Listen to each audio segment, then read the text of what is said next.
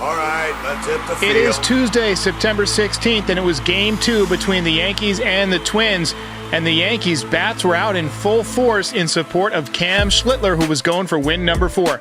My recap and your reactions coming up next. This is Pinstripe Territory. Just wanted to talk, that's all. How's it going, everybody?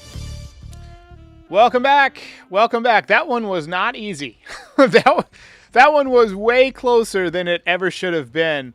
Have you guys ever been like driving along and a deer or a dog runs right out in front of you, or a child runs right out in front of you, and you have to slam on the brakes and you narrowly avert disaster. Nobody even notices, and you just keep driving along and you're just like, whoa, that could have been bad. That's kind of how this game felt. This felt less like a win and more like a workout. We even got a comment in the chat here from Matthew who says, garbage win. I don't know if there are really garbage wins, but there are wins that feel like losses, and this is one of them for sure. Retro Tony says, what the hell was that game? Awful. Well, maybe it was a garbage win. I stand corrected. I've never been so wrong in my whole life. But Yankees narrowly averted disaster, what would have been not only one of the worst losses of the season, but maybe in the history of the franchise. I don't know if the Highlanders ever blew a 10-1 lead, but the Yankees almost blew a 10-1 lead tonight. They ended up winning 10-9. They did get 16 hits, so that was fun. They only hit one home run and got the 10 runs. So, it was just stringing together hits, and that part of the game was fun. The pitching, not so much fun today. So there's going to be a few storylines that we got to follow for this one. Obviously, the offense broke out, but, Cam Schlittler did not have a great night. He was handed a 10 runs and a 10-1 lead, and had an easy, path to picking up win number 4. He did not get it. He could not get out of the 5th inning. He only got 2 outs in the 5th inning. And remember, as a starting pitcher, you got to throw 5 innings to qualify for a win, but his command just deserted him tonight. He walked 5 guys. He allowed 4 runs. And again, only got 2 outs in the 5th. He only threw 89 pitches, so he probably could have gone a little bit longer. We did get a call about that from Robert. The bullpen was not good. Ryan Yarbrough stunk tonight. He gave up 4 runs. Honestly, best pitching performance tonight, Devin Williams. Devin Williams looked great, and he pitched with a lead. So, we narrowly avert disaster. A couple of super chats here before we get to the recap. The 610 Stig says, felt like Hicks game from a couple of years ago. Unbelievable game. Great catch. Brian Bashman says, Jazz versus Judge is 59-59 at this point. So they're having a competition to see who could get the most in a combination of stolen bases and home runs. And Judge was trying to steal third base tonight. He's been running more. If he hurts himself trying to steal a base, trying to win this stupid freaking contest, I'm going to lose my mind. What are you doing stealing third base, trying to steal? You're Aaron Judge. Come on. Don't ever want you getting thrown out trying to steal third base. Not with a lefty up, especially. But, all right, let's get to the recap here. Let's get it going. So the Yankees did jump out to an early 2-0 lead. Grisham finally picked up a knock. He has been ice cold, but tonight, 2 for 4 with a home run and 3 RBIs. Bellinger had an RBI single. Stan had a sac fly. That was one of those ones that almost went out of the ballpark, right to the warning track. He just missed it. I thought he had some good swings tonight, and couple of knocks, couple of ribbies for Stanton, maybe coming back around offensively. Grisham's home run, 31 home runs. Did you guys ever expect in your wildest dreams that Trent Grisham would hit 31 home runs this year? And he'll probably hit a couple of more. Interested to see what kind of contract he gets. And I want to know if the rest of Major League Baseball believes in Trent Grisham. You look at the numbers here on StatCast. They're phenomenal. The batting run value in the 86th percentile, xWOBA in the 89th percentile. His expected batting average is 259, so it's higher than it is. He's hitting 238. The amount that he squares up, he doesn't chase out of the zone, and the walk percentage. So he has had a phenomenal year, and this is with his defense being down because he's been nursing that hamstring injury. But really, really great year for Trent Grisham. And again, I'm just looking forward to seeing what kind of contract he gets. Even if it's not from the Yankees, I could see him getting probably 60, 70 million based on this year. I mean, maybe like Jurickson Profar, a guy who came out of nowhere. I mean, we found out later he did steroids, but he might be a comparison, the contract that he got as a free agent, because he kind of burst on the scene too. He had been a guy that was a prospect for a long time, never really got it going. Yankees had multi-hit games from a bunch of guys today. We had multi-hit game from Grish, 3 hits for Rice, who's now got his OPS over 800 for the season. It's up to 813. He had a ribby. We had a multi-hit game from Stanton, multi-hit game from Jazz Chisholm. He's got an 817 OPS now. And Volpe had a couple of hits back in there at shortstop today. He picked up double number 30 on the season. Nothing to shake a stick at. And Austin Wells, 2 for 4 tonight. He's got the OPS now over 700, barely hits up to 705. Girardi tonight was really lauding Austin Wells offensively, and I don't see it. I mean, he's been okay offensively, but aside from the home run numbers, I haven't been too impressed. Bullpen tonight, I mean, Cruz only pitched a third of an inning. I thought they could have used him longer. Yarbrough was absolutely terrible. Leiter got 5 outs. He was good. Devin Williams obviously pitched great. He has a case for the belt tonight. And Bednar gave up a long home run. The Twins hit 3 home runs tonight, but Yankees managed to hang on to win. Ball game over. Yankees win. Yankees win. Brian says, are we going to blame Schlittler? Why do they keep calling for cutters when the umpire won't call strikes on them? I did think that the pitch sequencing was a little bit odd. When you throw 100 miles an hour, I feel like if you have a 9-run lead, you should just pump fastballs in there, right? Pump fastballs in there, mix in the occasional curveball to keep them honest. But throw high fastballs at the top of the zone, pitch inside with the fastball. Be aggressive. And I thought tonight he just wasn't aggressive enough. They were trying to, maybe they were working on stuff with a big lead. I don't know. But you got to go, when your team gives you 10 runs, you got to go deeper into the game as a starting pitcher. Now, growing pains, all that, still a big Cam Schlittler fan. We'll talk more about him in a minute. The 610 Stig says, don't know metrics, but nobody chases Cam's cutter. Nobody. I wonder if he needs to slow it down and go with a sweeper, something in between his curveball and fastball. That's definitely something that the Yankees could take a look at. When a guy throws 100, it's tempted to get them to throw a cutter because, look what Nathan Eovaldi did for all these years with a 100-mile-an-hour cutter. I mean, you throw out the multiple Tommy John surgeries, which is obviously throwing cutters that hard could be a contributing factor. But, he's had a lot of success with that hard cutter. And, Girardi made the point tonight, not everybody can be Mariano Rivera, right? Or Emmanuel Clase.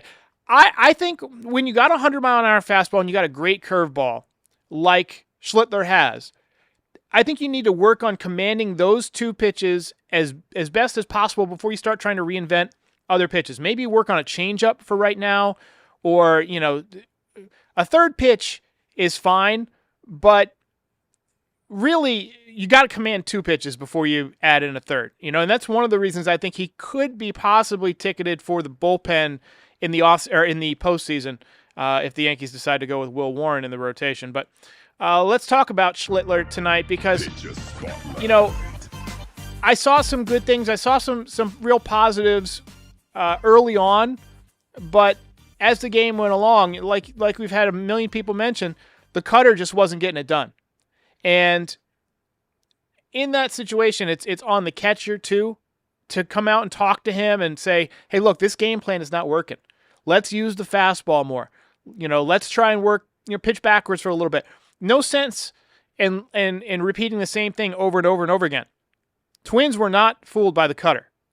But the fastball was good. He was touching 99. I mean, the arm is elite. No question about it. It's just a matter of him learning how to pitch. I trust Girardi in the booth. I mean, he's usually spot on, and he seems to be a believer in Cam Schlittler. So that gives me optimism. We'll chalk this one up to a little bit of growing pains for the rookie. But anyway, decent job. Not great. Oh, Frankie says we need a belt winner. I'm so sorry. Let me back up. Let's go. Let's get it going. Who should we go with? I'm thinking maybe Trent.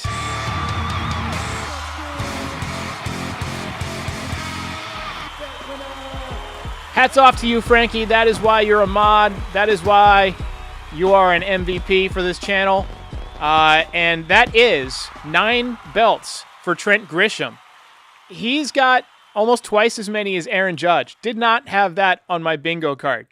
He's had a phenomenal year. I'm really looking forward to seeing what he can do contract-wise. But thank you for the reminder. That's our official belt winner. All right, let's get some voicemails here. It's just a reaction. All right, Devin Williams. Who the hell was that guy pitching first in the 8th inning? I haven't seen him all year. That was the best he's looked, I think, in maybe 96 heaters getting dotted, changeup getting dotted.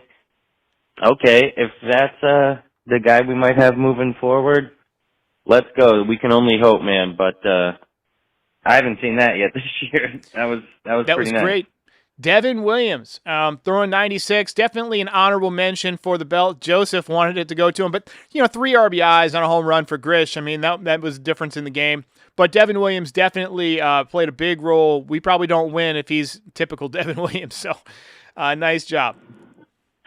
Hey, Derek, it's Eddie, West New York. Just wanted to touch base real quick. We went through the gauntlet. We came up pretty well, as far as the gauntlet is concerned. And it's a shame that our bullpen's getting exposed by Minnesota. I mean, Cash picked up Duvall, Bird, Bednar. I mean, out of the 3, Bednar's the best one. The other 2 guys, Duvall and Bird. I mean, Bird has like a 7 ERA down in the minors. That's terrible. But Duvall and Bednar, they definitely need at least a 1-month tutelage down in spring training at the Yankee gas station facility with Matt Blake. I mean, but we have 7 more games against Baltimore. I mean, Baltimore, they're dead last right now, but they're still a formidable team. They can be a problem. Minnesota. They played better since their manager left. I mean, we have to get it together, but we need... Appreciate the call, my man. Appreciate the call. So, yeah, the bullpen is gassed. I mean, that is clear. That's one of the reasons I was hoping the Yankees would be able to win the division, because they could use the few days off if you skip the first round. But now you're going to have some high-stress innings in that first round. Even if they do move on, the arms are going to be a little bit more tired. But I'll be interested to see who the Yankees go with in that third game now that Schlittler, he's had a couple of rocky outings in his last 3. Luis Gil obviously pitching pretty well. I think that he'll get in there, but he walks a lot of guys, and that can be dangerous in the postseason.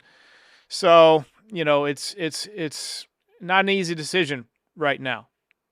I know the game is not over and it's 10-8, but, I don't understand how Boone could put Cruz in for 1 out and then take him out. Might as well use him and still have Yarbrough ready in case Cruz starts losing it. But how do you just have him for 1 out and then go straight to Yarbrough? Yeah, I 100% agree. I figured once he came in and got the final out, I figured he would pitch the 6th inning as well. I mean, how many pitches did he throw? Let me just go ahead and double check real quick. He only threw, how many pitches could he have possibly thrown? Oh, it doesn't even say. Oh, he only threw 4 pitches. Yeah, he's already loose. He's already warmed up. Give him another 3 outs. I agree 100%. But they were trying to do that Yarbrough thing, with a big lead. They were hoping that Yarbrough would, eat up some innings and rest the pen. And that's why you can't plan the game in the spreadsheet, right? You got to... that was the lane. That's what they say. Is you get a big lead, go to Yarbrough for a few innings. But, he didn't have it, right? And that exposed the bullpen. But, I thought, Cruz could have stayed in there a little bit longer. Here's Wesley. How you doing, Derek? Wesley from Houston. Oh, my goodness. 10-1. I go take a shower, Derek. I go take a shower. 10-4. Derek, I kid you not. 10-7. My God, it's the Yankee way. It's the Yankee way. And it ended up 10-9. So that's kind of how my night was. So I've been reorganizing my room here. So I was kind of rewiring my other computer and plugging in stuff and arranging stuff and cleaning out my desk. And I was watching the game, but it was like 10-1, so I was kind of, just casually watching. I wasn't taking notes like I usually do. I was kind of like watching the game, ready to talk about it, whatever, checking the stats here and there, the other games, and working on my setup. And, once it started to get to be like 10-5, 10-7, I was like, oh my God. And I started preparing. I was like, I got to get the rant cam ready.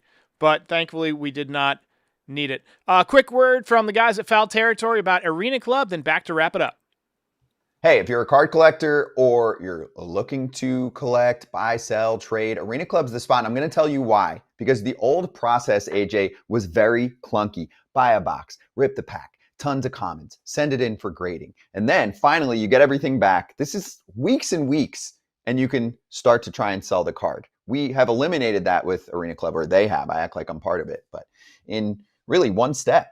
Arena's your one-stop shop for everything. You get a card, you open a slab pack, the card is there, it's graded, it spins around coolly, shows you 3D, the front, the back, you can look at the corners, you can look at everything, and then you get a decision. Do I want to keep it? Do I want to sell it? Do I want to trade it? It gives you an instant offer. You can buy it back and re-rip another slab pack and try for something else, or you can keep it and hope the value goes up and sell it at a later date. It is truly the best spot to get cards. 20% off your first slab pack or card purchase can be had right now at arenaclub.com/FOUL and use code FOUL.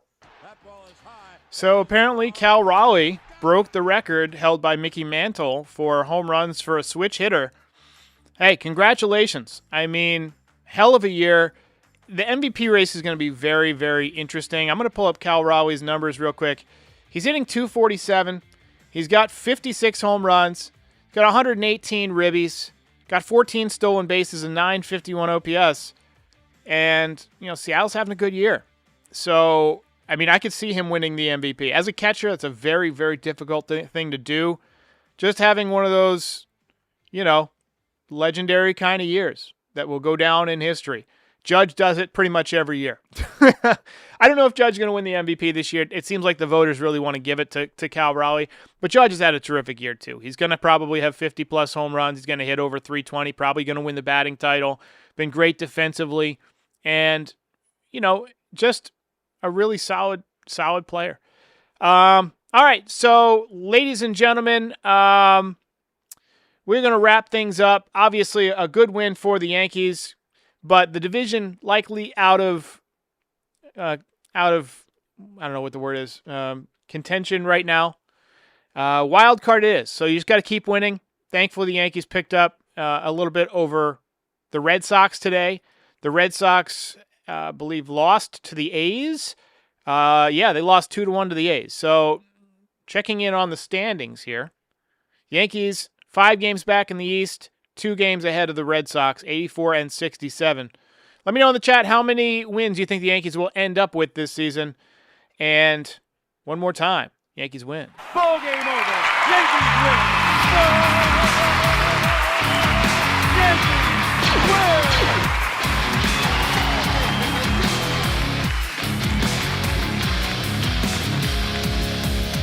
Andrew Calabria with the final comment of the night. He says, if Seattle gets in the playoffs, I'd say let Raleigh have this one. No disrespect to Judge. I mean, he's had a really just amazing season. You got to give the man props. We can't even hate. The guy has been fantastic, right? I mean, baseball would be better if more guys had seasons like Raleigh and Judge are having. But I still want my guy to win, but I would not be surprised if Raleigh wins, and I would not be disappointed all that much if Raleigh wins because he's earned it. It wouldn't be like one of those situations where a guy didn't earn it and snuck in. But I remember one year, Albert Bell, I think it was 95, 96, something like that. He had an unbelievable year, statistically an amazing year. And I think they gave it to Juan Gonzalez, who had definitely not quite as good of a year because Albert Bell was a jerk and Gonzalez was not. And so the voting, that's how it's done. It's done by humans. So with that, I'll see you next time. If you enjoyed this content, please hit that like button and subscribe. Check out NYYDesigns.shop for some great merch. Support our sponsors. It helps keep the show going. And you can find us on all major audio platforms, so be sure to subscribe there too. But most importantly, come back again soon. We'll see you next time.